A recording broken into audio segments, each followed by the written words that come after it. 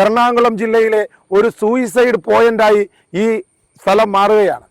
കാരണം നമുക്കറിയാം, കഴിഞ്ഞ ദിവസം ഒരു കൊറിയൻ ഗായകനെ പ്രേമിച്ചതിൻ്റെ പേരിൽ കൊറിയൻ ഗായകൻ മരണപ്പെട്ടു എന്നറിഞ്ഞപ്പോൾ പാവം ഒരു 9ാം ക്ലാസ്സുകാരി ചാടി മരിച്ചതും ഇവിടെ അടുത്തുള്ള ഈ മടയിൽ തന്നെയാണ്.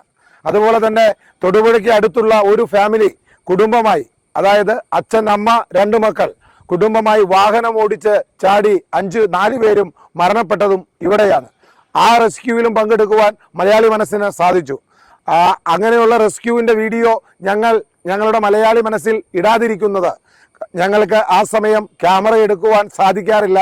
കാരണം അതിലുപരിയായി രക്ഷാപ്രവർത്തനത്തിൽ ഞങ്ങൾ പങ്കാളികളാവാൻ മുൻകൈ എടുക്കുന്നത് കൊണ്ടാണ്.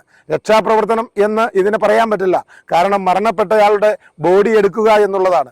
അതായത് ഒരു നോക്ക് അവസാനം കാണാൻ കാത്തിരിക്കുന്ന വീട്ടുകാരുടെ മുന്നിലേക്ക് ആ ബോഡി എത്തിക്കുക എന്നുള്ളത് ഒരു മാനുഷിക ധർമ്മമായി കാണുന്നത് കൊണ്ടാണ് മലയാളി മനസ്സ് അത്തരം തീരുമാനമെടുക്കുന്നത്.